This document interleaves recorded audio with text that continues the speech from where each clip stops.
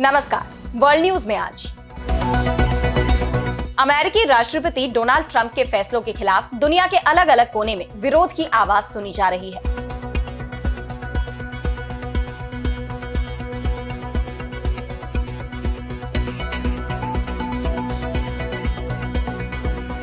Tariff को लेकर चीन पहले से ही ट्रंप को आंख दिखा रहा है और अब कई देश एकजुट रूप से ट्रंप के टैरिफ से लड़ने के उपायों पर विचार कर रहे हैं। इस बीच पूर्व राष्ट्रपति जो बाइडेन ने ट्रंप के कार्यकाल पर गंभीर सवाल उठाए हैं। उन्होंने साफ कहा कि ट्रंप ने अपने पहले 100 दिनों में सिर्फ नुकसान और विनाश किया। इन सब पर हम विस्तार से करेंगे चर्चा, लेकिन आइए जरा उन खबरों को भी देख लें जिन पर आगे होगी बात। गजा में इजरायल के ताजा हमले पर घिरे नेतन्याहू, अमेरिकी कैदी को जानबूझकर मरवाने के लगे आरोप। फलस्तीन के समर्थन में आए हिंदुस्तान के कई पड़ोसी देश। सऊदी अरब ने हिंदुस्तानी हज यात्रियों के लिए फिर खोला हज पोर्टल। इससे पहले हिंदुस्तानियों के निजी हज कोटे में 80% की गई थी कटौती। तुर्की के राष्ट्रपति एर्दोआन को लगा बड़ा झटका। मध्य एशिया के 3 देशों ने साइप्रस का किया समर्थन। तुर्की मीडिया ने बताया एर्दोआन की बहुत बड़ी नाकामी। और चलते चलते में देखेंगे जापान में बढ़ रहा आबादी संकट, जनसंख्या में लगातार 14वें साल गिरावट। इन सभी खबरों पर हम आगे विस्तार से करेंगे बात, लेकिन पहले एक नजर हेडलाइंस पर। अमेरिकी शिक्षण संस्थानों में ट्रंप प्रशासन का हंटर। अब MIT के 9 स्टूडेंट का वीजा रद्द। हार्वर्ड यूनिवर्सिटी की टैक्स छूट खत्म कर सकते हैं अमेरिकी राष्ट्रपति। अमेरिकी राष्ट्रपति डोनाल्ड ट्रंप को सीधे कवर नहीं कर पाएंगी बड़ी न्यूज एजेंसियां। व्हाइट हाउस ने रॉयटर्स, ब्लूमबर्ग और AP को प्रेस पूल से किया बाहर।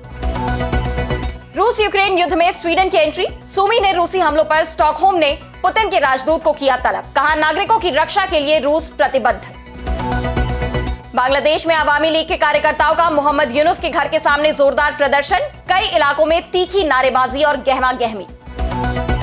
तो अमेरिका में जब से डोनाल्ड ट्रंप की राष्ट्रपति पद पर वापसी हुई है, तब से ही वो सुर्खियों में है। पदभार संभालते ही ट्रंप एक के बाद एक विवादित फैसले लेते नजर आए, जिससे पूरी दुनिया में तनाव पैदा हो गया। राष्ट्रपति ट्रंप के फैसलों के कारण कई देशों के साथ अमेरिका का टैरिफ वॉर छिड़ा हुआ है। मिडिल ईस्ट की जंग को लेकर खुद ट्रंप 3rd वर्ल्ड वॉर की चेतावनी दे रहे हैं। इन हालात में अब पूर्व राष्ट्रपति जो बाइडेन ने ट्रंप के फैसलों पर सवाल उठाए हैं। बाइडेन ने सार्वजनिक मंच से कहा है कि नया प्रशासन 100 दिन से भी कम समय में बहुत नुकसान कर चुका है। बाइडेन ने राष्ट्रपति ट्रंप पर आरोप लगाया कि वे अमीर लोगों और बड़ी कंपनियों को टैक्स में छूट देने के लिए सामाजिक सुरक्षा सिस्टम को लूटने की कोशिश कर रहे थे। उन्होंने सामाजिक सुरक्षा विभाग पर हमला किया है। ट्रंप सरकार जरूरी सेवाओं को खत्म कर रही है। 82 साल के डेमोक्रेट नेता बाइडेन ने व्हाइट हाउस छोड़ने के बाद से अब तक सार्वजनिक रूप से ज्यादा कुछ नहीं कहा था, लेकिन अब उन्होंने फिर से राष्ट्रीय मंच पर वापसी की है। उनका यह बयान ऐसे वक्त पर आया है जब चीन और अमेरिका के बीच बढ़ता टैरिफ वॉर पूरी दुनिया को टेंशन दे रहा है। चीन ने जहां अमेरिका को अपनी गलती सुधारते हुए टैरिफ पूरी तरह से खत्म करने की बात कही है, तो ट्रंप ने भी साफ कर दिया है कि गेंद अब चीन के पाले में है। राष्ट्रपति की तरफ से जारी बयान में कहा गया कि अगर टैरिफ को लेकर बातचीत होनी है तो पहला कदम चीन को ही उठाना होगा। चीन को हमसे डील करनी होगी, हमें उनसे डील नहीं करनी। चीन और अन्य किसी देश में अंतर है। आपको बता दें कि अमेरिका के साथ ट्रेड वॉर पर पहली प्रतिक्रिया देते हुए चीन के राष्ट्रपति शी जिनपिंग पहले ही कह चुके हैं कि उनका देश डरने वाला नहीं है। वहीं बीजिंग में स्पेन के प्रधानमंत्री पेड्रो सांचेज से जिनपिंग ने कहा कि इस ट्रेड वॉर में जीत किसी की नहीं होगी। दुनिया के खिलाफ जाने से आप खुद ही अलग थलग पड़ जाएंगे। इस बीच सोल के विदेश मंत्रालय ने बताया कि दक्षिण कोरिया और वियतनाम ने अमेरिकी टैरिफ के संभावित प्रभाव पर मिलकर फैसला लेने पर सहमति जताई है। यानी इस टैरिफ से लड़ने के लिए वो मिलकर उपाय खोजने की कोशिशों में जुटे हुए हैं, जिसके बाद अमेरिका के खिलाफ अलग अलग देश एकजुट होते दिखाई दे रहे हैं, जिसे लेकर ब्राजील की चेतावनी कि अमेरिका खुद ही अलग थलग पड़ जाएगा, ये सच होती नजर आ रही है।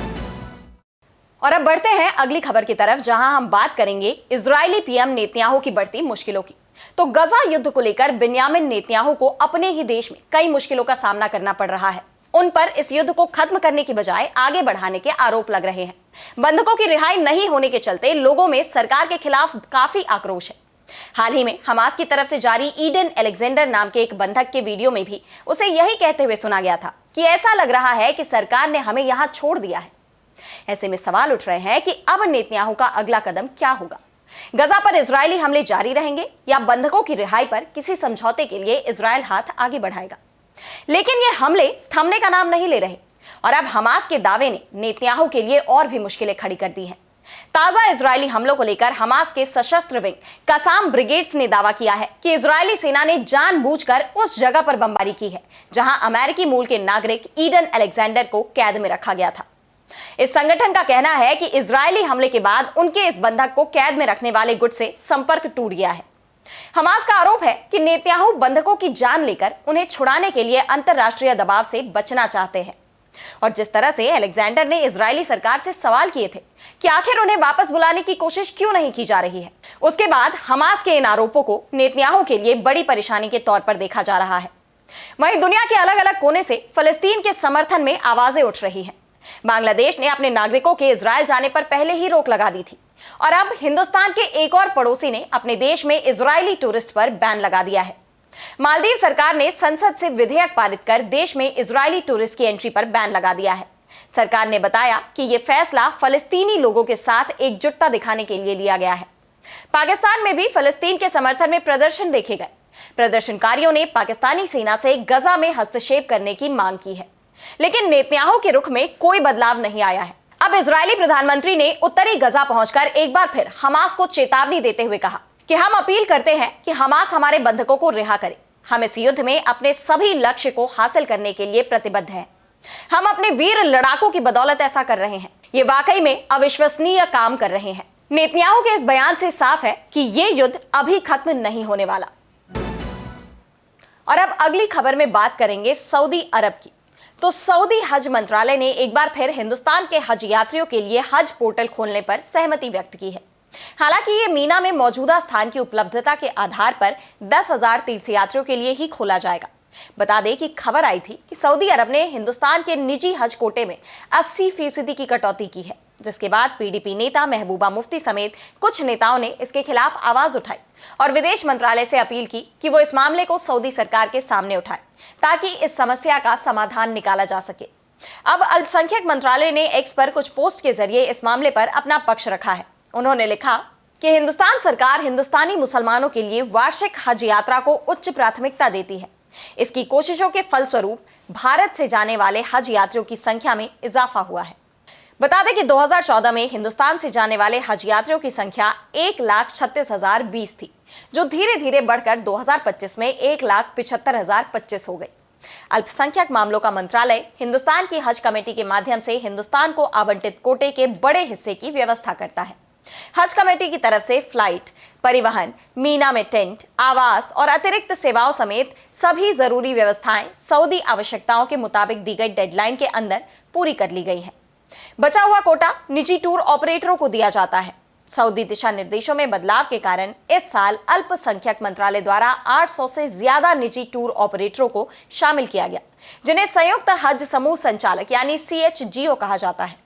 अल्पसंख्यक मंत्रालय की तरफ से 26 CHGO को हज कोटा का आवंटन काफी पहले कर दिया गया था। हालांकि रिमाइंडर के बावजूद ये सऊदी अधिकारियों द्वारा निर्धारित समय सीमा का पालन करने में विफल रहे और जरूरी शर्तों को पूरा नहीं कर पाए। इस पर सऊदी हज मंत्रालय ने हज यात्रियों की सुरक्षा के लिए अपनी चिंताओं को जाहिर किया है। उनका कहना है कि देरी के चलते मीना में तय की गई जगह अब भर गई है।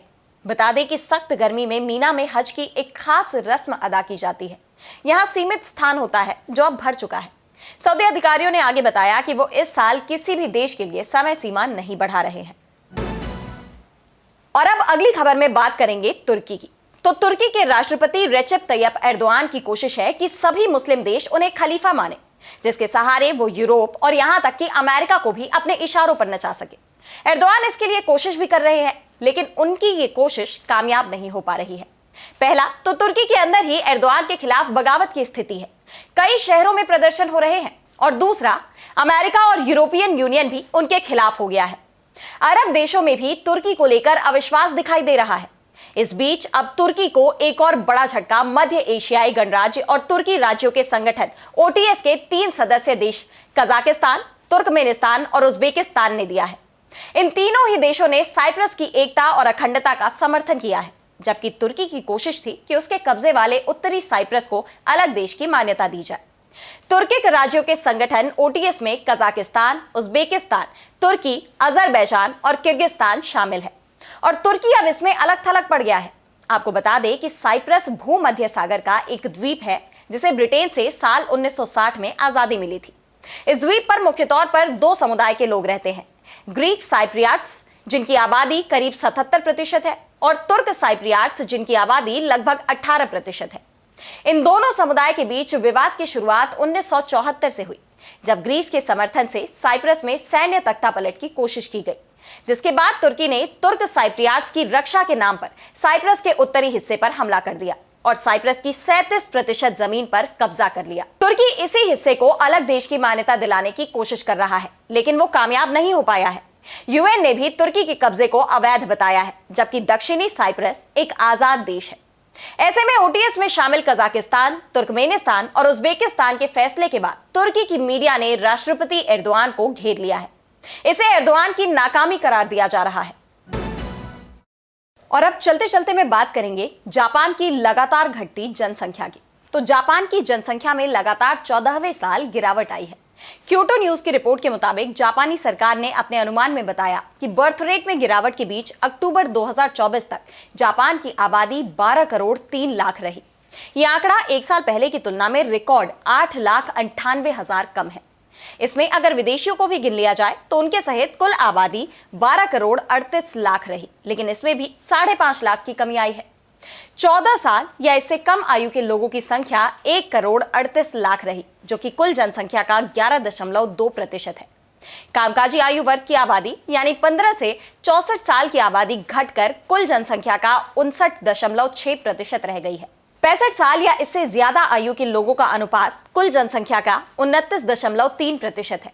75 साल और उससे ज्यादा आयु के लोगों की संख्या कुल जनसंख्या का लगभग 17% हो गई है। बता दें कि जापान की आबादी में 2011 के बाद से लगातार गिरावट का दौर जारी है। हर साल जापान की आबादी में कई लाख की कमी आ जाती है। जापान की आबादी 2008 में अपने टॉप पर थी। जापान के लिए मुश्किल स्थिति यह है कि बुजुर्गों की आबादी लगातार बढ़ रही है, जबकि युवा लोगों की आबादी में लगातार गिरावट हो रही है। जापान के मौजूदा हालात का अंदाजा इस बात से भी लगाया जा सकता है कि 15 साल से कम उम्र के लोगों की संख्या अब देश में केवल 11% ही बची है। यह आंकड़ा बीते साल के मुकाबले 3,43,000 कम है। जापान में युवाओं की आबादी में 1975 से ही लगातार गिरावट चल रही है। और दिलचस्प बात यह है कि जापान में बुजुर्गों की आबादी 36.23 मिलियन हो गई है। बीते साल के मुकाबले बूढ़ों की आबादी में 17,000 का इजाफा हो गया है। आंकड़ों के मुताबिक जापान की राजधानी टोक्यो और सैटामा में ही आबादी में इजाफा हुआ है और इसकी वजह भी बर्थ रेट का बढ़ना नहीं है, बल्कि दूसरे इलाकों से आकर यहां लोगों का बसना है। बता दें कि जापान, रूस, इटली, दक्षिण कोरिया जैसे देशों में आबादी का संकट गहराता जा रहा है। इन देशों के युवाओं की परिवार व्यवस्था में रुचि कम देखी जा रही है। अब यहाँ जापान सहित इन बाकी देशों की सरकारें बर्थ रेट में इजाफे के लिए क्या क्या कदम उठाती हैं, ये देखना होगा। तो आज इस वर्ल्ड बुलेटिन में इतना ही। देश दुनिया की तमाम बड़ी खबरों के लिए आप बने रहिए डीबी लाइव के साथ और मुझे दीजिए इजाजत। नमस्कार।